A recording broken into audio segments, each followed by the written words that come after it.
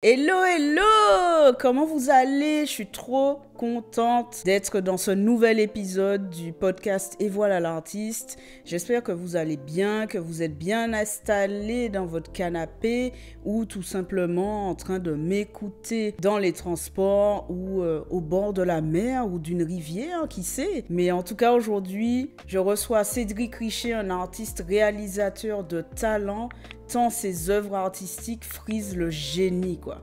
Vous êtes pas prêts. Cédric est un artiste pluridisciplinaire qui vient du motion design et du graphisme, dont la carrière a commencé en faisant du branding, des génériques de cinéma, de l'identité de chaîne et des vidéos ludiques pour des chaînes de télé comme France Télévisions et j'en passe. Suite à une école d'art graphique, Cédric est passionné d'images et il s'oriente très naturellement vers la réalisation de clips vidéo à partir de 2014. Et pour le coup, il a travaillé sur des clips que vous connaissez forcément. Il a eu la chance de travailler avec des artistes de renommée internationale comme Kendrick Lamar et des artistes français comme SCH, Hamza et Damso. Et en plus, Cédric, grâce à son collectif Panamera, a pu travailler également avec des marques de renommée internationale telles que Netflix. Donc franchement, je peux vous dire qu'aujourd'hui, j'accueille quelqu'un qui pèse et qui va vous ouvrir des horizons que vous ne connaissez même pas. Donc en tout cas, j'espère que vous allez apprécier cet épisode. N'hésitez pas à vous abonner à la chaîne, à nous écouter sur les plateformes d'écoute comme Spotify, Apple Podcasts, à nous laisser un commentaire, à me laisser un commentaire, je sais même pas pourquoi je dis nous. Et du coup, ça fera connaître la chaîne, connaître le podcast et je l'espère, permettra à des artistes à donner une impulsion à leur activité artistique en la transformant en entreprise lucrative et culturelle. Parce que comme je le dis toujours, on aimerait vivre de son activité artistique sans trembler et sans suffoquer. Allez, let's go! Qu'est-ce que là? Ouais. C'est chaud, je fais du mal. Ah, friand.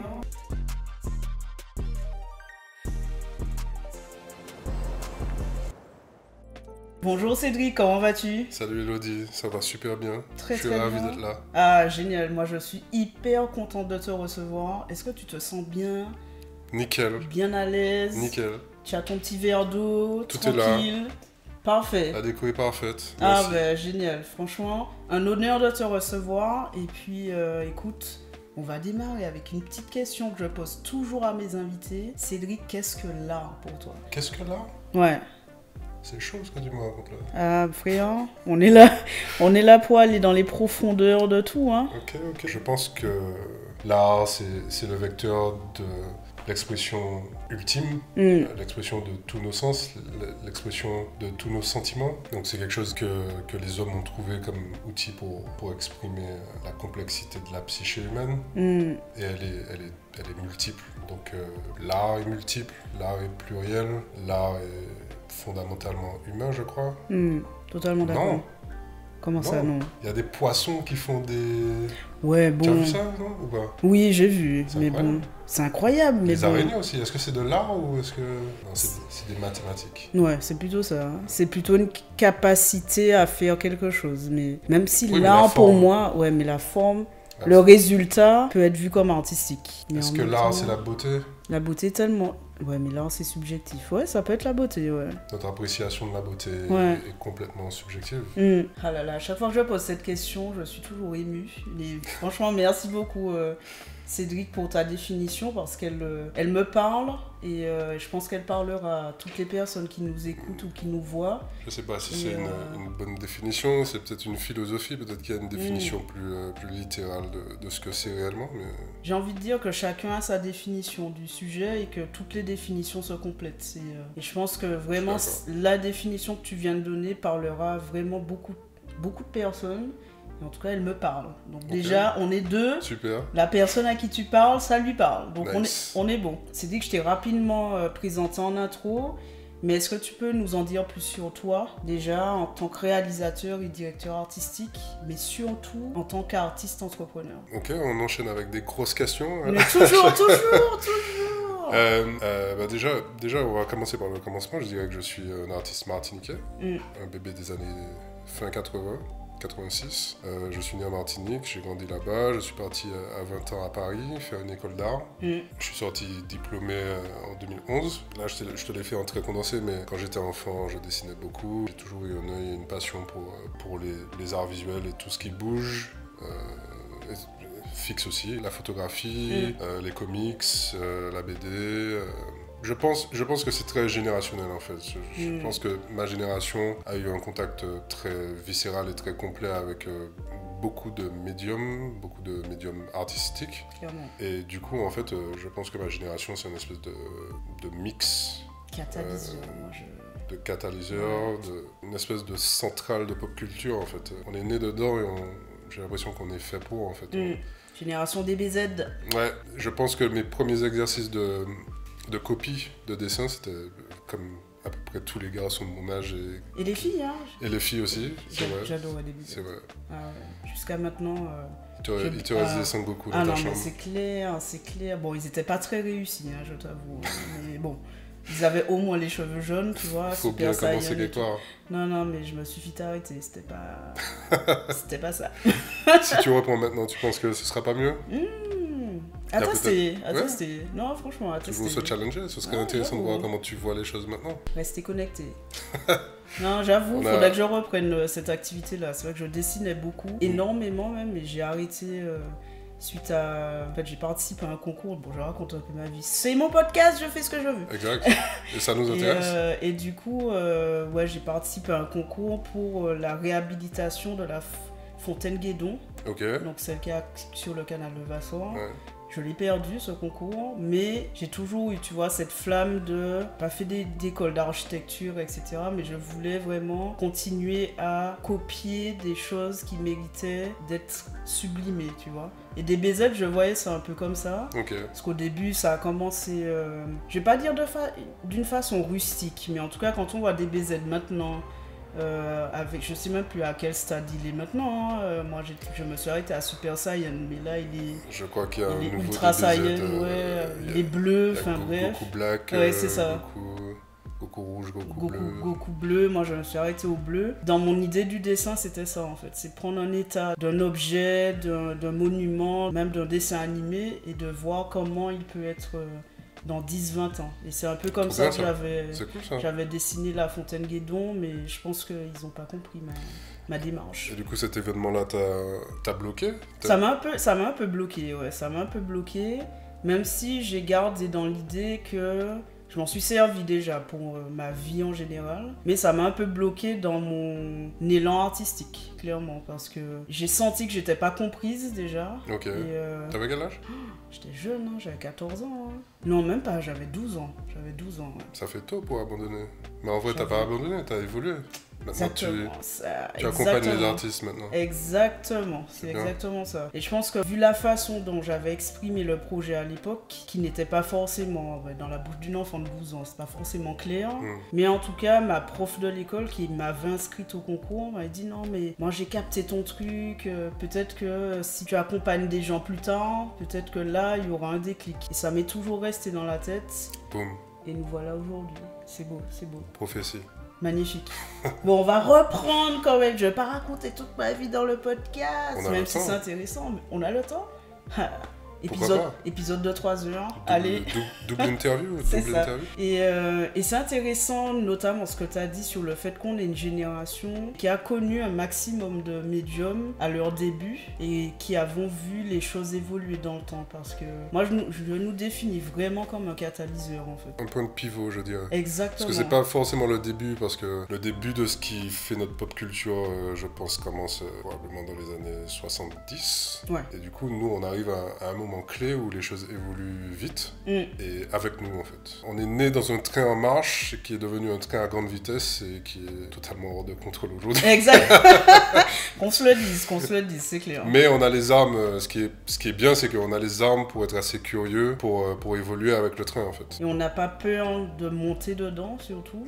Et on n'a pas très envie de rester on a peur. Non, mais on monte dedans. On a peur, mais on saute dedans. Ouais, c'est comme ça que ça marche. On gère le risque. Et du coup, comme tu l'as très bien dit, au travers de la vidéo, tu mélanges voilà, plusieurs compétences, plusieurs techniques. C'est là que je voulais en venir, c'est que les inspirations et les références sont tellement multiples en fait que je pense que c'est difficile de mettre le doigt sur ce qui fait ma particularité, mais je dirais que quoi que je fasse, j'essaie d'être excellent, quoi. J'essaie de magnifier, je suis fasciné par la beauté, mais la beauté c'est subjectif. En tout cas, ta propre vision de voilà, la beauté. j'essaie de me surprendre avant tout, et plus je me surprends, plus forcément j'ai plus de chances de surprendre les autres. Ok. Et du coup, qu'est-ce qui t'a amené à faire de l'art visuel de façon générale, notamment au travers de la vidéo, mais aussi tu as commencé avec le graphisme et le motion design, c'est ça? Yes. Et du coup, comment tout ça a évolué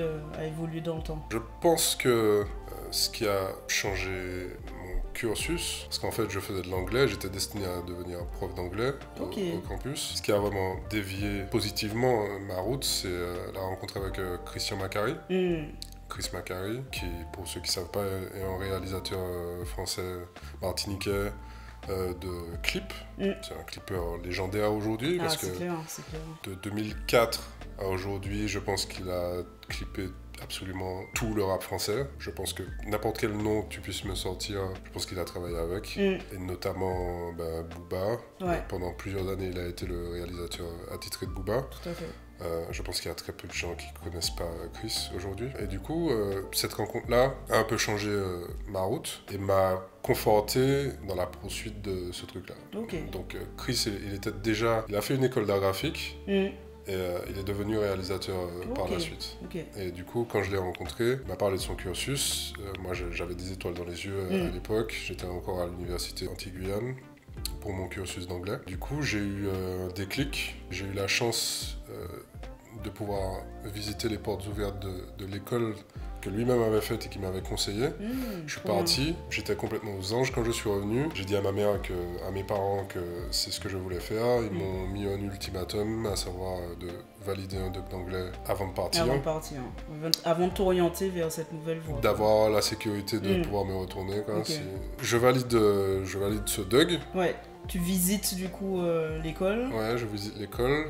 Je m'envole pour Paris parce que je valide ce DUG. Et puis là, ma nouvelle vie commence, quoi. Donc ça vient avec toute l'idée d'évoluer à 8000 km de son île, découvrir l'hiver, tout ça. Nouvelle culture, voilà, au final. Nouvelle culture, être le seul noir dans une école, s'adapter. Répondre aux questions gênantes. Ou pas. Non, ou juste aux réflexions, tu vois, tu leur en veux pas en fait, c'est pas réellement du racisme, c'est plus des trucs, c'est de l'ignorance, des questions comme est-ce que vous avez des boulangeries là-bas, est-ce que vous avez des voitures? Je sais pas si c'est mon regard qui était un peu menaçant, mais j'avoue que j'ai pas eu celle-là. Ouais, j'ai eu ça, mais c'est pas grave, je rigolais en fait. En vrai, qu'est-ce que tu veux faire? C'est pas bien grave. Et puis on va dire qu'on n'est pas là pour éduquer tout le monde. Déjà, et puis ça dépend, tu vois. Il y a des jours où j'étais très sympa et d'autres jours où j'étais pas sympa du tout. Et où je prenais les choses très très à cœur, mais la plupart du temps j'essayais d'être patient avec ce genre de réflexion. Mais je pense que j'étais pas sympa tout le temps, moi. Non, blague à part, moi, celle qui m'a le plus marqué, mais il y avait tellement de surprises dans le regard de la personne que je suis partie en fou rire. C'est quand on m'a demandé si c'était mes vrais cheveux. Là j'avoue... Quoi, l'afro? Ouais, l'afro, et à l'époque, je les défrisais, donc... Je sortais du coiffeur, et il m'a dit, mais c'est vraiment tes cheveux. Et je dis, mais et toi, est-ce que ce sont vraiment tes yeux, tu vois? Mais bon, ça m'a fait sourire sur le coup, j'ai beaucoup ri, mais... Moi, je peux comprendre qu'elle te pose la question. Ah bon? Bah oui. Si tes cheveux étaient défrisés. Oui, dans ce sens... Est-ce que c'était vraiment ça, le sens de la question? C'est vrai que j'aurais pu demander à l'époque. Qu'est-ce qui fait que tu te demandes si... parce que ce sont vraiment mes cheveux. Parce que tes cheveux sont lisses. Exactement. Parce que... Tu n'es pas né avec des cheveux lisses. Sans déconner, mais c'est ça en fait. Mais c'est logique. Stanislas, si tu nous regardes, écoute, je m'excuse. Je suis désolé. Non, mais je suis désolé. En fait, c'est ça que tu t'es dit en fait. Tu te dis, mais comment ça se fait que les cheveux de la meuf Mais quoi d'autre? Qu'est-ce que tu t'es dit? Tu pensais que c'était du mépris? Mais je pensais que c'était du mépris parce qu'il m'avait déjà vu en fait avec les cheveux lisses quoi. Je pense qu'il y a des réflexions beaucoup plus stupides que celles de Oui, Stanislas. c'est sûr. Stanislas, désolé. Mais bon, écoute, on est plus en contact, mais si tu me vois ou m'entends... Ça aide à pointer un truc, Ouais. un point qui est quand même ultra positif. C'est l'acceptation pour les femmes de chez nous et les femmes noires globalement. Cette espèce d'élan, j'allais dire nouvel élan, mais en fait c'est un truc qui commence à dater maintenant, ce qui est une bonne nouvelle. Mais l'acceptation de la texture de nos cheveux, Tout à fait. principalement, mais dans d'autres communautés c'est parfois même assez extrême jusqu'à la pigmentation de ta peau. On a beaucoup de tares comme ça qui viennent de biais sociaux et culturels et de traumatismes historiques qui ont plutôt bien évolué avec le temps. Les choses vont dans le bon sens. Grave. Clairement. Tu as ton info aujourd'hui. Exactement, et tu le vous ne portes voyez pas, mais comme, regardez les autres épisodes. Comme une couronne. C'est fantastique. Non, mais super. On a un peu dévié, mais j'adore cette conversation, franchement. Et si on revient sur ton art que tu as défini comme pluriel, je m'inscris complètement là-dedans parce que depuis que je te connais jusqu'à maintenant, on voit bien que tu as envie de toucher à plusieurs choses, mais il y a toujours un univers où on se dit ça c'est Cédric en fait. Je sais pas si tu en as conscience. Et du coup ma question c'est comment tu définirais actuellement ton style artistique, mais tu peux me répondre que tu ne sais pas le définir. Mais moi, quand je vois ce que tu fais, je me dis ah c'est Cédric, tu vois. Je pense que les gens ont besoin d'étiquettes et je m'inclus dans les gens. Par exemple, même ne serait-ce que pour un client, tu as besoin d'être défini en fait, pour avoir du travail très simplement. Genre, on va t'appeler pour un exercice précis parce qu'on sait que tu fais ça. Au fond du cœur de n'importe quel artiste, la spécialisation n'est pas forcément naturelle. Un artiste, il est inspiré. Les inspirations sont plurielles, encore une fois. Ça n'a pas vraiment de sens, au final. Les étiquettes sont très réductrices. Mais chacun a sa sensibilité et t'en as certains qui évoluent très très bien en faisant une seule et unique chose. Si on doit parler de moi, je dirais que je suis plutôt onirique, contemplatif. Je pense que ce sont des adjectifs qui ont déjà fait surface pour définir ce que je fais en image. Willem, mon pote, m'a parlé de psychédélique une fois. Ça me plaît, ça me va, mais en même temps, je sais que je peux passer d'un désir de faire de l'animation à une inspiration de pur metteur en scène, à quelque chose de beaucoup plus concept, de beaucoup plus figuratif, puis beaucoup plus abstrait, de psychédélique, puis ensuite peut-être de la comédie. Concrètement, ces temps-ci, j'évolue vers la fiction. Parce que c'est un exercice qui m'attire beaucoup et qui me fascine au même titre que ça me fait peur en fait, parce que j'ai commencé en étant un motion designer certes, mais en fait j'ai commencé en tant que réal en étant un clipper. Et en fait dans le parcours naturel, ou en tout cas commun des clippers, c'est s'essayer au bout d'un moment à la fiction, quand tu as des histoires à raconter. J'estime en avoir. Du coup, le moment est venu d'évoluer un peu et de proposer des histoires fictives, imaginaires, et vraiment de capitaliser sur tout ce que j'ai pu apprendre au service d'une histoire à raconter. Donc l'idée, c'est de me challenger, de sortir de ma zone de confort, de sortir du laboratoire et de rentrer dans la salle obscure. Métaphoriquement. Est-ce que ce travail-là, tu l'as un peu expérimenté avec le clip, enfin c'est un double clip, mais surtout la première partie du clip de Kalash et Damso. Est-ce que cette partie fiction, est-ce que ça a un peu commencé par là ou pas du tout? Tu as le droit de me dire que je me trompe, hein, mais...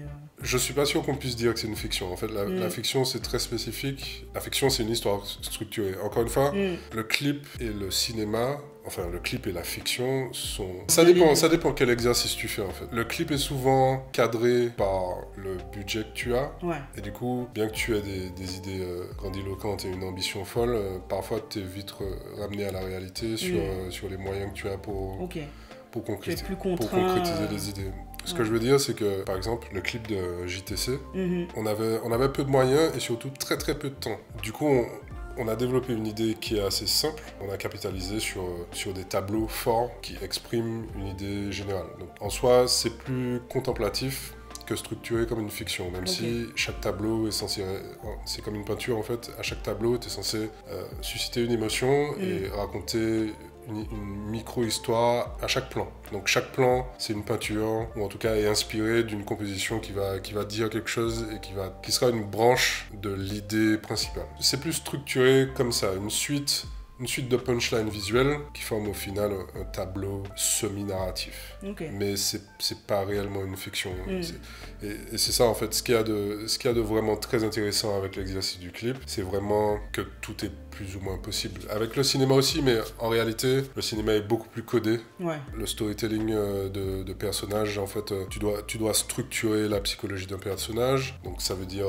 penser à son background, penser à une psychologie détaillée qui va dicter comment tu vas écrire pour ce personnage-là, ce qu'il peut dire, pourquoi il le dit comme ça. Enfin voilà, il y a beaucoup de codes qui font que tu es beaucoup plus libre de faire ce que tu veux et d'être beaucoup plus symbolique, on va dire, dans le clip, et pas symbolique, parce que tu peux très bien l'être au cinéma aussi, mais ce que je veux dire, tu as beaucoup plus de chances d'être expérimental et d'être dans l'apprentissage de la mise en scène basique, on va dire, dans le clip que dans le cinéma. Puis c'est un processus créatif différent au final, entre les deux. En tout cas, le clip, pour revenir sur ta question, le clip est effectivement un bon pied à l'étrier, parce que évidemment, tu fais de l'image. Aujourd'hui, on a accès à des caméras de cinéma à plus ou moins bas prix. Donc, en termes de qualité picturale, t'es quand même très très bien. Donc, en soi, c'est pour ça que beaucoup de gens font souvent l'amalgame entre réalisateur et cinéaste. C'est parce qu'aujourd'hui, les clips, en tout cas ceux que je juge être les clips qui sont au-dessus du panier, parce qu'évidemment, il y a beaucoup de merde. Mais... Ceux qui sortent du lot s'inspirent énormément du cinéma, clairement. Donc, on essaye de faire du cinéma, mais à très très petite échelle, pas comme des cinéastes, mais avec une espèce de base cinématique, quoi. Puis comme tu l'as dit, avec les moyens qu'on vous donne aussi, quoi. Exactement. Donc voilà, et pour revenir sur le JTC, c'était très cadré dans le temps.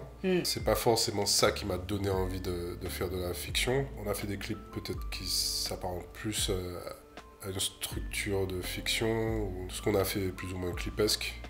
Mais si je dois en cibler deux, ce serait plus techniquement RAC de SCH.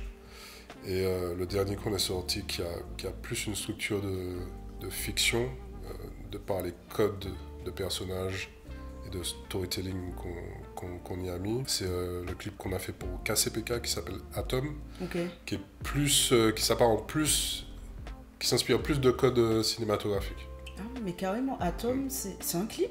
C'est un clip. Non mais je viens, là, ma tête explose là. Maintenant... Sérieux ? Oui, en fait, encore une fois, tout est possible, mais en vrai, si tu veux faire du cinéma, si tu veux faire de la fiction, t'as quand même un minimum, t'as un minimum syndical de comédie, par exemple. Ce qu'on appelle la comédie dans l'art visuel, c'est pas forcément comique, c'est quand des personnages parlent, ont du dialogue, du monologue, ils interagissent. Tu peux faire de la fiction muette. Encore une fois, les règles existent pour être franchies, mais tu as quand même des bases qui étiquettent une certaine manière de faire. Donc la fiction, on s'attend quand même à avoir des personnages très aboutis, qui ont une voix, ou même s'ils n'en ont pas littéralement, il y a quelque chose qui nous parle de leur état d'être, de leur état d'esprit. Et voilà, je sais pas si je suis toujours au perdu. Non, tu es toujours dans la question. Je repensais à Atom, et quand tu me dis que c'est entre guillemets juste un clip, moi je le vois comme un court-métrage en fait. C'est très bien. Aller voir Atom, c'est juste magnifique. Et à aucun moment je ne me suis dit que je regardais un clip comme on l'entend et comme on le voit partout sur YouTube, tu vois, parce que comme tu l'as dit, pour moi il y a sans forcément mettre une hiérarchie de valeur entre les réalisateurs de clips, il y a quand même comme tu l'as dit, haut du panier, et puis tu as l'océan de clips qui ont la même saveur. Je vais dire ça comme ça, tu vois. Tu sens qu'il y a une même structure qui est suivie, il n'y a pas forcément un soin du détail. En fait, ça dépend de l'artiste, en fait. Ouais. Ça dépend de ça l'artiste. dépend aussi de l'artiste avec qui on travaille, c'est vrai. Parfois, et la plupart du temps, le clip, il sert à avoir une présence. Donc, tu sors un son, il te faut juste un appui. Parfois, le clip, c'est juste un appui visuel sur un track qui sort. Et t'as des réalisateurs qui sont spécialisés dans ça. Maintenant, chacun sa sensibilité. Moi, je suis pas fan de ça parce que je suis cinéphile à la base et que je suis fan de grandiose et de choses qui me font sentir quelque chose et qui me font sortir de ma zone de confort. Donc, t'as ceux qui sont spécialisés vraiment dans le street clip, qui est un format tout à fait louable, il n'y a pas de souci, parce que c'est un truc qui est nécessaire avec l'océan d'artistes qui existent aujourd'hui. En rap, comme dans tout, en fait, si tu veux faire un petit clip, tu as très bien le droit de faire un petit clip parce que ça appuie ta sortie, tu vois. Et puis, tu en as d'autres qui accordent énormément de temps et d'énergie à développer une image et une imagerie qui est aboutie, et qui s'entourent, ou ceux qui n'en ont pas besoin, c'est tout autant de taf, mais qui s'entourent assez bien pour, tu vois, de réal, de directeur artistique, dans la musique, comme, tu vois, qui créent des ponts, en fait, entre leur musique et le visuel pour proposer une expérience totalement colmatée dans leur philosophie, dans leur message, dans qui ils sont réellement, viscéralement, et ça fait des cocktails qui sont parfois géniaux, quoi. On peut en citer Kanye West, par exemple. Incroyable. Et il y en a plein aujourd'hui. Il y a plein d'artistes, même des petits, tu vois, qui, même avec des petits moyens, tu arrives à des trucs. Tant que tu fais l'effort, en fait, de proposer une expérience, le clip, c'est parfait pour ça, en fait. C'est parfait pour expérimenter, tester des choses et proposer du nouveau, en fait. En France, est-ce qu'on peut dire qu'un SCH ou PNL sont dans cette idée, je pense qu'ils sont dans le pont entre les deux. Parce que c'est des rappeurs, donc forcément ils appartiennent à une communauté qui est très codée. Donc un rappeur sera quand même moins libre qu'un artiste de variété ou de pop. Tout a tendance à devenir très formaté aujourd'hui, parce qu'il y a tellement d'artistes que malheureusement, pour sortir du lot, on se copie énormément. Donc t'as une espèce de formatage ambiant, mais t'as aussi tout et son contraire. Ce que je viens de dire, tu as aussi, comme je le disais tout à l'heure, ceux qui tueraient pour rester originaux à vie, tu vois. Mais il y a des clips de PNL que j'adore, il y en a d'autres que je kiffe pas trop. Pareil pour SCH, tu vois. Ça dépend de l'effort, ça dépend de l'état d'esprit de l'artiste au moment T, ça dépend du label derrière, ça dépend du budget, ça dépend de la sortie, ça dépend de l'album. Il y a plein de facteurs qui justifient ou pas le positionnement d'un artiste sur tout son dépend image. de la stratégie du moment, quoi. Autour, en tout cas, du projet. Et si je reviens sur ta casquette de réalisateur, le fait que tu as envie maintenant de faire de la fiction, selon toi, quelles compétences en fait tu as acquis avec toutes ces années pour arriver à te dire, bon là, maintenant, 2022, 2023, je me mets à fond sur la fiction ou pas à fond, mais en tout cas... à fond, je sais pas encore, parce que en fait, je suis en transition. Donc, j'essaie plus de poser des pierres pour tracer un chemin, tu vois. J'essaie de me donner les moyens d'y arriver. Pour l'instant, je peux pas encore dire que c'est concret, mais c'est une envie que j'ai. C'est un désir. Tout marche au désir et à la motivation et à l'ambition. Donc c'est l'ambition que j'ai. Pour répondre à ta question, je dirais que avant tout on observe les grands, en fait. Et tu te dis, en fait, on a toujours, en tout cas moi, j'ai toujours besoin de renouveau, de renouvellement, de me surprendre un peu. Donc forcément, j'arrive à un moment où j'ai envie d'essayer la fiction. Et comme j'observe le travail des grands, le travail de mes pairs aussi, ça me donne envie, ça me donne du feu. Quand je vois du génie, j'ai envie d'être génial aussi. Quand je vois des belles histoires, j'ai envie d'en proposer aussi, peut-être d'une autre façon. On n'invente rien, tu vois. C'est comme l'appréciation de l'art ou la critique d'art. tu vas regarder un tableau, tu vas pas le voir de la même manière que moi, tu vas voir un détail que j'ai pas vu. Donc c'est essayer de raconter des histoires même si elles ont déjà été contées, mais d'une manière, autre façon. À ma manière. Et je dirais que les compétences que les 7 ans que j'ai passé à être réalisateur, ce serait la structuration d'idées, la pré-production, trouver des concepts, savoir écrire une note d'intention, un synopsis. Ce sont des bases en fait de structuration d'idées que tu fais sur des formats qui sont petits comme pour l'exercice du clip, mais qui te permettent en fait de savoir comment structurer ce que tu as dans la tête, qui est parfois chaotique, tu vois, t'as des idées qui te viennent comme ça. On n'a pas tout de suite, ni tous, les moyens de réellement structurer, comment concrétiser une idée. Ouais, tout à fait. Donc, avec le temps, j'ai appris à pouvoir écrire, structurer, trouver des références, et surtout collaborer. C'est bien important ce que tu dis. Tu fais rarement les choses seul. Si tu veux faire de la belle image en tant que réalisateur, parfois, non, pas parfois, mais la plupart du temps, tu t'entoures. Tu t'entoures d'un chef opérateur, d'un assistant cam, de machinaux. On s'est déjà retrouvé sur un tournage avec 74 personnes. Dans ces cas-là, tu as quand même pas mal de budget, donc c'est assez galvanisant de pouvoir collaborer avec autant de talent. Et en vrai, c'est les meilleures ambiances en fait.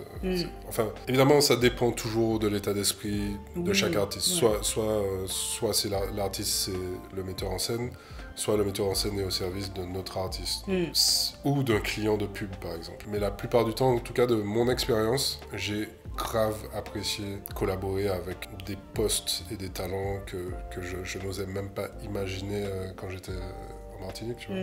À l'UAG, en méthode d'anglais, clairement.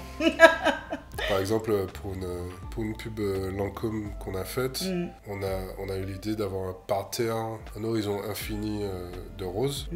Magnifique. Et pour ça, en fait, on a bossé avec une dame qui s'appelle Garance du Nord, qui est spécialisée dans la fleur artistique.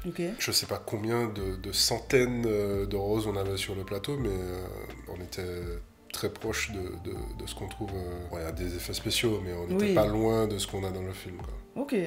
Et c'était complètement ouf de voir ce que ça demande en fait comme logistique. C'était des vraies fleurs, donc il faut les garder fraîches. Ouais, c'est vrai, on n'y pense pas. En fait, si tu veux faire ton film tout seul, tu peux essayer, hein, mais tu vas perdre énormément de temps, énormément d'argent. Mais on peut pas être bon dans tout, donc... Exactement. Vraiment, savoir collaborer, du coup, être un bon collaborateur, ça vient avec un état d'esprit. Et savoir déléguer, parce que, tu vois, j'ai un profil où j'ai toujours fait beaucoup de choses seul, comme un one-man band. Donc, tu es assez autodidacte. Voilà, je fais le montage, je fais les effets spéciaux. Avec le temps, en fait, j'ai appris à déléguer et à intégrer des visions extérieures à la mienne pour la compléter. Donc, c'est une façon aussi pour toi de te concentrer sur ce que tu aimes vraiment faire aussi, parce que tu peux être excellent, comme tu l'as dit, sur du montage, des effets spéciaux, et puis en fait, là où tu as un vrai génie, c'est pas ça, c'est la fiction, tu vois, pour imaginer des histoires. Mais oui, on se projette, mais c'est vraiment ça. Et c'est important ce que tu dis sur la délégation, parce que quand on se lance, ou même quand ça fait quelques années qu'on est dans une activité artistique et qu'on est resté, on va dire, trop longtemps seul, on a tendance en effet un peu à se noyer dans des détails. Exact. Et ça tue d'une certaine façon notre créativité, et ça nous empêche d'aller vers le véritable goal qu'on s'est fixé en fait. Donc, clairement.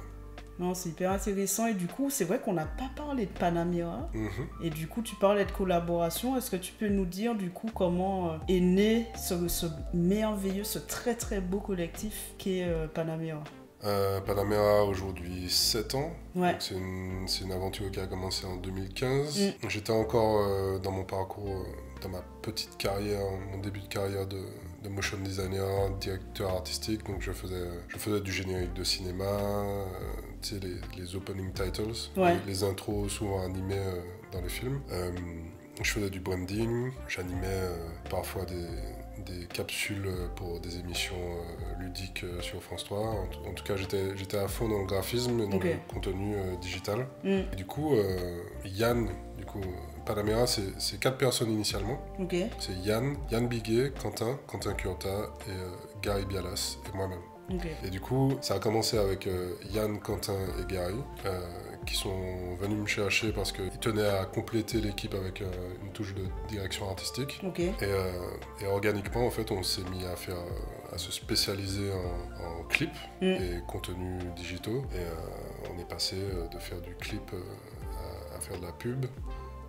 Pour ensuite évoluer aujourd'hui vers la fiction, éventuellement. Du coup, les productions de Panamera ont été mises en scène essentiellement par mon binôme et moi, donc Quentin. Donc tout ce qui a été réalisé par Panamera en tant que duo de réalisateurs, c'est Quentin et moi. Okay. Et du coup, Panamera, ça a aussi été une boîte de production, donc on a produit à peu près, je sais pas, 95% de ce qui est dans notre portfolio.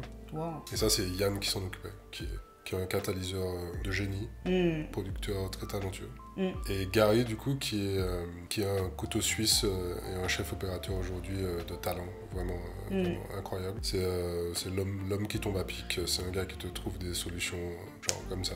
Oh là là. Très très chaud. Le genre de collaborateur dont on rêve, quoi. Exactement. Dans ce genre de... Et du coup, ça a créé un collectif qui a évolué en duo de réal, puis en boîte de prod. Voilà, on a bourlingué entre Los Angeles, l'Asie et l'Europe pour faire du contenu de qualité et essayer de créer une marque qui est assez iconique pour qu'on nous appelle pour travailler. Tout à fait. Et voilà, on est content. On a eu la chance de travailler avec des artistes incroyables dont on était fan même avant de collaborer. Donc ça c'est des moments assez jouissifs une fois que c'est fait, tu vois. C'est une sorte d'accomplissement, une sorte. C'est un accomplissement au final. C'est vrai. Dans ton travail chez Panamera, c'est quoi le projet qui t'a le plus marqué? Pas forcément l'artiste avec lequel tu as préféré travailler, mais c'est quoi le projet qui t'a le plus marqué en tant qu'artiste pour le coup? Oh my god. RAC de SCH. Ok. Et pourquoi du coup? Pour plein de raisons. Mais notamment l'histoire de cette prod qui est... je suis pas sûr que je puisse rentrer dans les détails, mais il y a eu beaucoup de revirements de situation, des contacts assez marquants avec les autorités à Marseille, des contacts plutôt surprenants avec les gars des quartiers les plus craints à Marseille aussi, pour au final tourner dans le 9-3. Ce tournage était...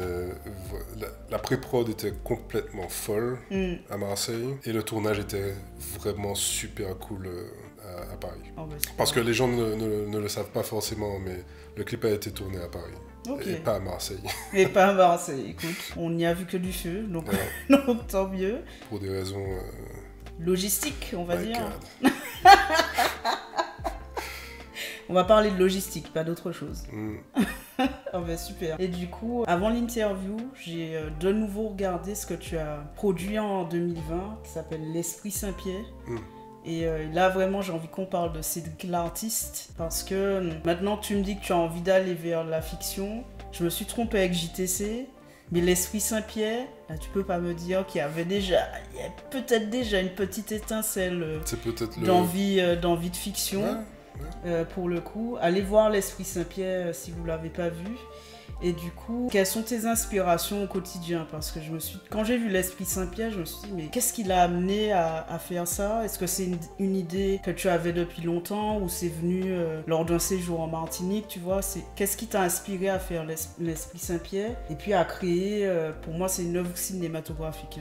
Tu pourras me dire le contraire, mais franchement, c'est tellement beau et tu nous imprègnes en fait dans un univers. Moi qui suis martiniquaise, je me suis dit, c'est Saint-Pierre. Tu vois, je me suis dit, mais il nous offre une autre facette de la ville. Et en fait, dans cette œuvre-là, tu racontes une autre histoire qu'on n'a pas forcément en tête. Je me suis dit, mais là, il fait du cinéma, qu'est-ce qui se passe et tout. Mais explique-nous un peu comment l'inspiration te vient au quotidien et comment t'es venue l'idée de l'Esprit Saint-Pierre. Alors, ce petit film-là, en fait, il est né d'une visite, une petite balade. En fait, quand je rentre au pays, j'aime beaucoup en fait me reconnecter en faisant du film. Donc juste des petits exercices pour moi, tu vois, juste pour voir le pays autrement ou juste me réaiguiser l'œil en m'inspirant de ceux qui m'entourent chez moi. Ça m'aide à me reconnecter, ça m'aide à me retrouver aussi. Et du coup, je suis parti en balade avec une amie très chère qui s'appelle Laura, qui voulait faire des photos dans les ruines de Saint-Pierre.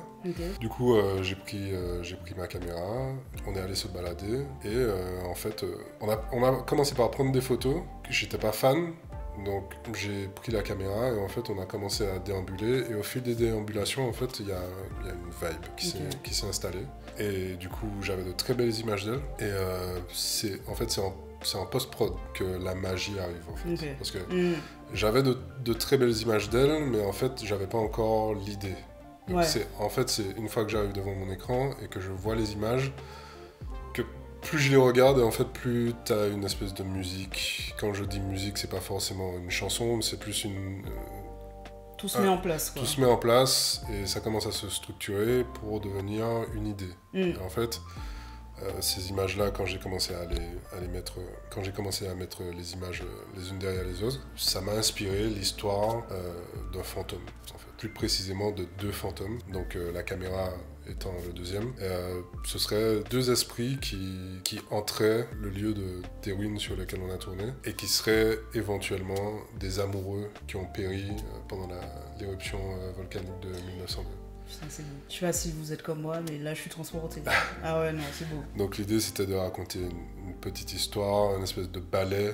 Ils seraient complètement piégés dans le lieu où ils sont morts. Donc on peut se faire plein d'histoires dans l'histoire. Peut-être que c'était, je sais pas, un couple adultère et ils se sont cachés au mauvais endroit au moment T et ils ont péri là où ils devraient. Mais c'est mon interprétation, encore une fois. C'est... Ce que j'en retiens, et pour répondre à ta question, c'est plus une envie de raconter une histoire sur un format très très très court, qui soit un petit peu plus qu'une punchline visuelle, donc qui s'inspire réellement d'un passé local, historique, et qui propose une imagerie. Tu vois, je suis très fan de films d'horreur, et j'aime beaucoup jongler avec les ombres et la lumière, j'aime beaucoup le contraste visuel, mais aussi le contraste de rythme, de son. Je trouve que les contraires se complètent. C'est un peu cliché à dire, mais je trouve que l'association de contraires crée souvent la beauté, en fait.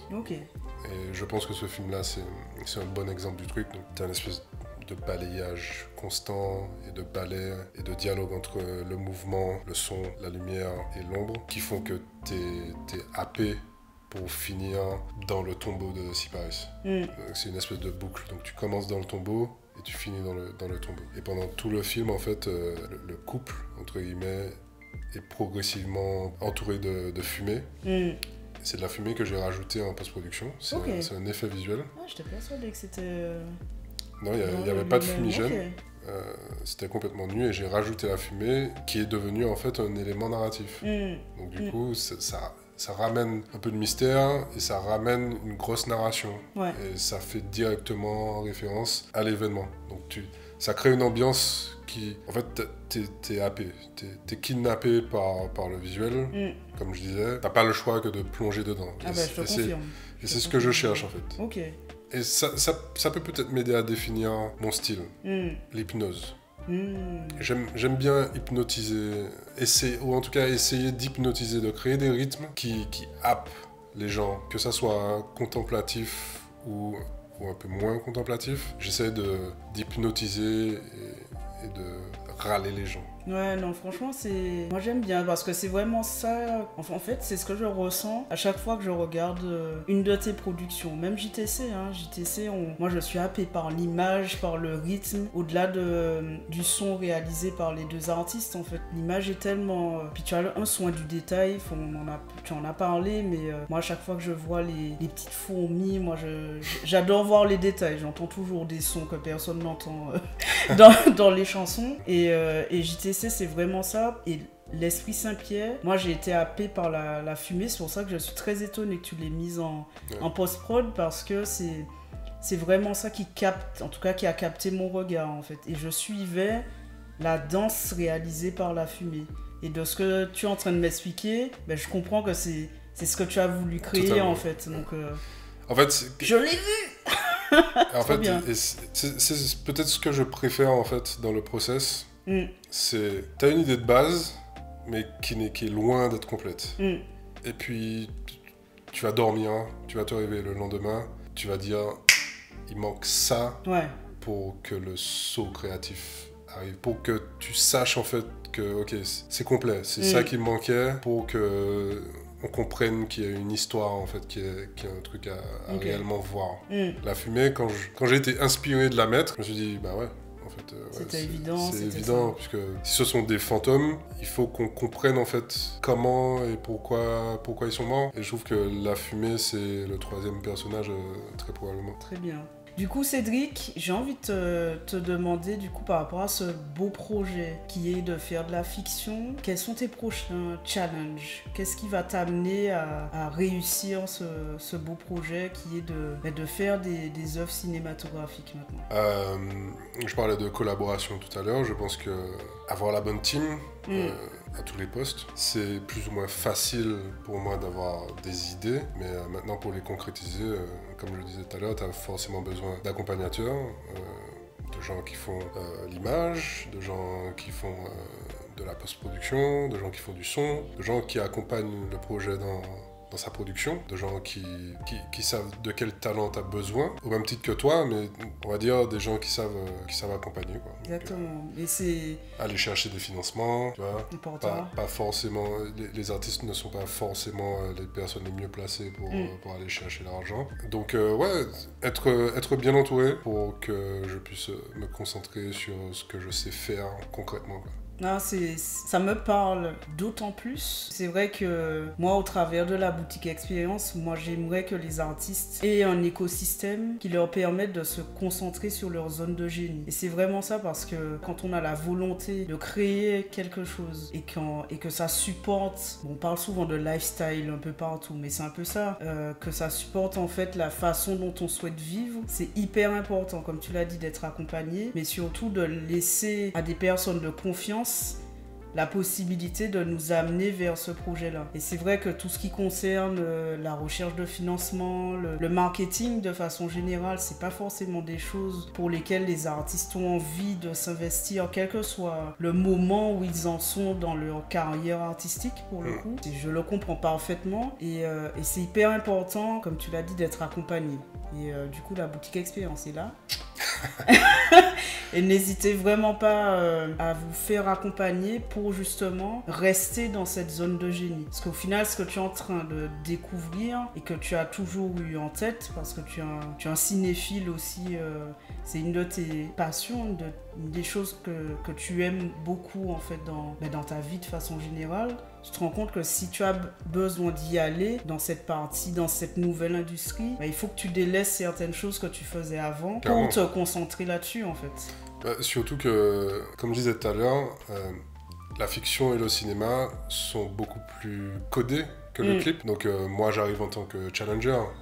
Quand je fais une demande d'aide par exemple, je sais à qui je m'adresse. Je m'adresse à des commissions qui accordent des aides à des cinéastes avant moi. Ouais. Et pas à des clippers forcément, quand tu veux faire de la fiction. Quand tu te positionnes comme voulant faire du cinéma, il faut que tu arrives avec une certaine humilité dans un monde qui est beaucoup plus codifié que celui du laboratoire que représente le clip.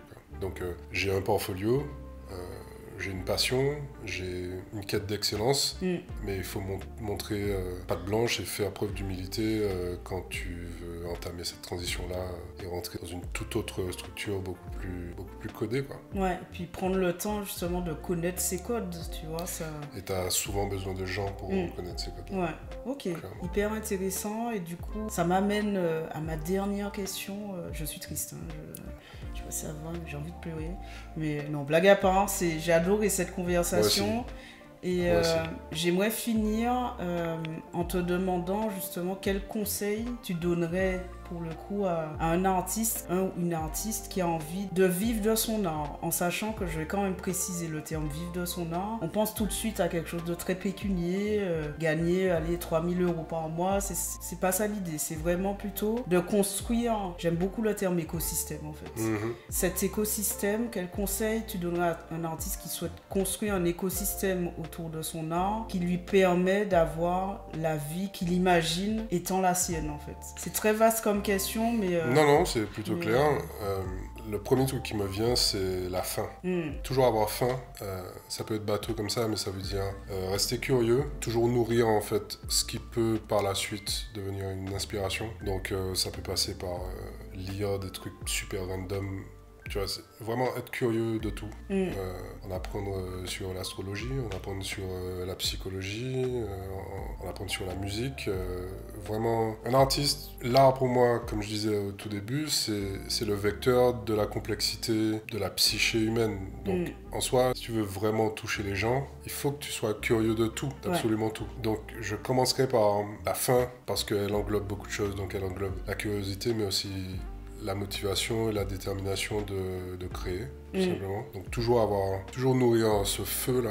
Je sais pas trop comment le définir. Ouais, c'est une bonne analogie, Toujours mettre du bois, quoi. Ensuite, logiquement, c'est savoir manager sa peur. Je pense que c'est le plus important. Mic drop. Non, mais je pense que c'est le plus important parce que on a tout le temps peur de l'échec ou de ne pas être légitime ou de perdre. Et quand je dis de perdre, ça peut être de perdre, je sais pas, un peu de talent, de perdre une compétence, de perdre un client, de perdre de l'argent, perdre le feu, de perdre l'inspiration. Donc savoir manager la peur, savoir que tout peut recommencer maintenant, savoir rester dans le présent pour pouvoir manager sa peur. Faire tout pour pouvoir faire ça dès le début, pour ne pas être contrôlé par sa peur. Et ça, c'est dans tous les domaines. Tout à fait. Mais les artistes étant des personnes un petit peu plus sensibles que la moyenne, je dirais qu'on est très sujet à être contrôlé par la peur et parfois même abandonné avant de commencer. Donc, savoir manager sa peur, savoir méditer, savoir respirer, se reconnecter. Savoir quand arrêter aussi. Important. Savoir quand arrêter pour revenir plus fort. Parce que c'est une manière de s'écouter aussi, ne pas aller au-delà systématiquement de ses limites et savoir dire stop, je fais un pas de recul, quoi. Je me pose, je me calme pour mieux repartir, quoi. Et mon dernier conseil serait de bien traiter les gens, globalement. Tu vois, t'as besoin des gens pour évoluer, donc être un bon souvenir pour les gens, quoi. Ouais, on revient à l'humilité. Hein, yes. Super, merci beaucoup Cédric, c'est encore une fois un honneur de t'avoir reçu dans le podcast. C'était une discussion ultra passionnante, vraiment, j'ai kiffé. Merci. Mon cerveau est en ébullition. On va couper, mais on va continuer. Merci à tous. Peace. Et voilà, on arrive à la fin de cet épisode avec Cédric Richet. J'espère que vous avez apprécié cette conversation. En tout cas, moi, j'ai adoré discuter avec Cédric. C'était tellement enrichissant, tellement puissant. Et vraiment, si vous êtes comme Cédric, un artiste, une artiste en train de transitionner vers un nouveau projet ou vous êtes en train de réfléchir à faire en sorte que votre activité artistique devienne vraiment votre quotidien, n'hésitez pas à me contacter à l'adresse elodie@laboutiqueexperience.com, à visiter mon site internet laboutiqueexperience.com et si tu aimes bien ce réseau social, à me suivre sur Instagram _boutique_experience car j'ai vraiment à cœur ta réussite, cher artiste, et je ne doute pas que tu puisses transformer cet art que tu chéris depuis longtemps en entreprise lucrative, artistique et culturelle. N'hésite pas à me contacter et je te fais de gros bisous. C'était Elodie de la Boutique Experience. À bientôt!